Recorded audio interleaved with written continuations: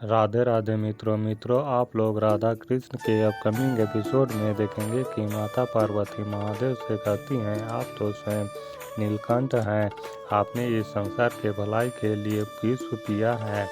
कृपया कृष्ण को इस असुर की प्रकोप से बचाइए, अन्यथा वो वृंदावन वासियों का अंत कर देगा। तो महादेव कहते हैं, हमें धैर्य से काम लेना होगा गौरी। मुझे पूर्ण विश्वास है कि मेरे आराध्या के पास इस समस्या का उपाय अवश्य होगा। फिर आप लोग आगे देखेंगे कि गांव वाले खीर खाने लगते हैं और कहते हैं, अद्भुत, इतनी स्वादिष्ट खीर तो मैंने पहले कभी नहीं खाई है। ये खीर नहीं अपितु अमृत है। तो कृष्ण कहता है, अभी तो इस खीर को दुगना अधिक मीठा होना है, इसे दूध के साथ खा के तो देखिए। इधर राधा माँ से कहती है, आप कृष्ण के मीठी चुपड़ी बातों में मत आइएगा, उसके कहने से भोजन नहीं कीजिएगा। तो कृतिदा कहती है, तुम चिंता मत करो, कृष्ण चाहे मुझे कितनों भी आग्रह कर ले, मैं अन्न का एक भी निवाला नहीं खाऊंगी। फिर कृष्ण राधा को बुलाती है और कहता है कि मुझे तुम्हारी सहायता चाहिए, सहायता करोगी? तो राधा कहती है, कैसी सहायता? फिर आप लोग आगे देखेंगे कि माता पार्वती कहती हैं, ये कृष्ण राधा से क्या सहायता मांगने वाली है? तो महादेव कहते हैं, ये तो आने वाला समय ही बता सकता है गौरी। फिर आप लोग आगे देखेंगे कि खीर को खाते ही सभी गांव वाले मूर्छित होकर गिर जाते हैं। तो राधा कृष्ण से कहती है, ये क्या गड़बड़ कर दी कृष्ण?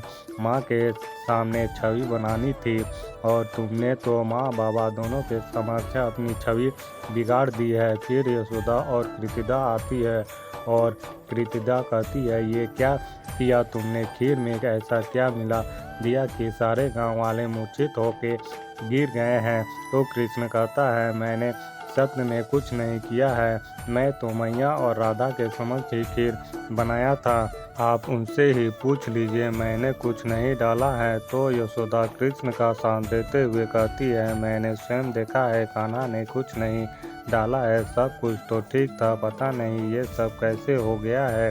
तो बलराम कहता है, मैया हो ना हो, अवश्य ये किसी ने हमारे परिवार की छवि को मिलीन करने का षड्यंत्र रचा है, मैं अभी जाकर देखता हूँ कि किसने किया है। तो कृष्ण बलराम को रोकते हुए कहते हैं कि रुकिए और पीछे मुड़कर देखिए, सब ठीक है। तो बलराम मुड़कर देखता है तो सभी गांव वालों को चेतना आ जाता है। तो बृजभान कहता है, हमें वैद्य जी को बुलाना होगा कि ये सुनिश्चित कर सके कि सब कुछ कुशल और स्वस्थ हैं। तो नंद जी बलराम को कहते हैं, जाओ शीघ्र और वैद्य जी को बुला कर लाओ। तो गांव वालों में से एक व्यक्ति कहता है, वैद्य जी को बुलाने की कोई आवश्यकता नहीं है, हम सब ठीक हैं। तो यशोदा कहती है, अच्छा सब ठीक है, किंतु अचानक खीर खाते ही आप सब कैसे मूर्छित हो गए थे? तो वो व्यक्ति कहता है, खीर इतनी स्वादिष्ट और अमृत तुल्य थी कि स्वयं पर वश ही नहीं रहा, पेट में जितना स्थान था उतना खा लिया और खाते ही नींद आ गई, बस और कुछ नहीं है। वैसे खीर में ऐसा कौन सा मिठास डाला था कृष्ण? ऐसी खीर तो मैं अपने जीवन में आज तक नहीं खाई, ऐसी प्रतीत हो रहा था कि कोई दैवीय प्रसाद ग्रहण कर लिया हूँ।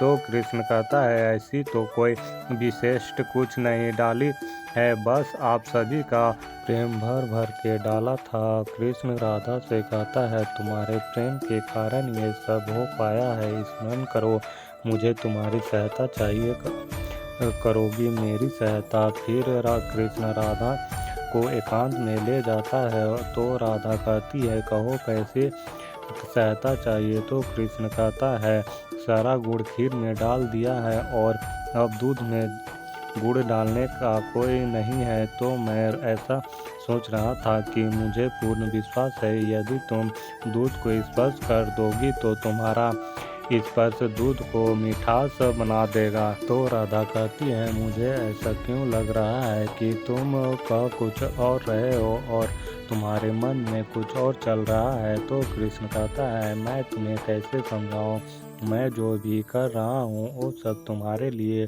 कर रहा हूँ, तुम्हारे प्रेम के लिए कर रहा हूँ, अन्यथा मुझे क्या आवश्यकता थी संपूर्ण वृंदावन को स्वयं अपने हाथों से खीर बनाकर खिलाने का।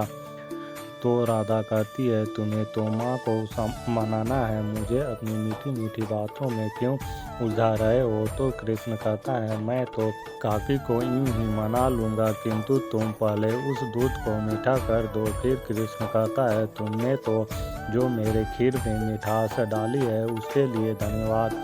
तुम्हारा साथ वैसे भी मेरे जीवन की कोई भी बात क्यों ना हो मिठास घोल ही देती है। फिर आप लोग आगे देखेंगे कि नंद जी कृष्ण से कहते हैं, अब तो तुम्हारी हाथों से बनी खीर को तो चखना ही पड़ेगा। तो बृजवान कहता है, और हम भी चख कर देखते हैं कि ये प्रेम का स्वाद कैसा होता है। तो ललिता कहती है, हमें भी खीर खानी है। तभी यशोदा कृष्ण से कहती है, कान्हा खीर तो बचा है ना।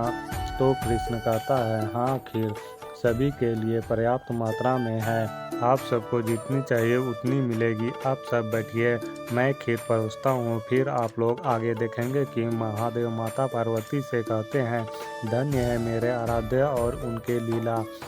देखा गौरी, अघासुर जैसे असुर के विष के प्रभाव को उन्होंने राधा के स्पर्श मात्र से ही मीठा कर दिया। तो माता पार्वती कहती है, किंतु महादेव इस हार के पश्चात असुर और कंस का क्या बीत रहा होगा। फिर आप लोग आगे देखेंगे कि अघासुर क्रोध से गुर्रा रहा होता है। तभी वहाँ कंस आता है और अघासुर से कहता है, शांत अघासुर शांत, अब क्रोध व्यक्त करने से क्या लाभ। मुझे लगा था कि तुम अपने भाई बकासुर और बहन उतना से अधिक शक्तिशाली हो, परंतु तुम उससे भी दुर्लभ निकले। उस कृष्ण की खीर को विषक्त करने में तुम असफल रहे।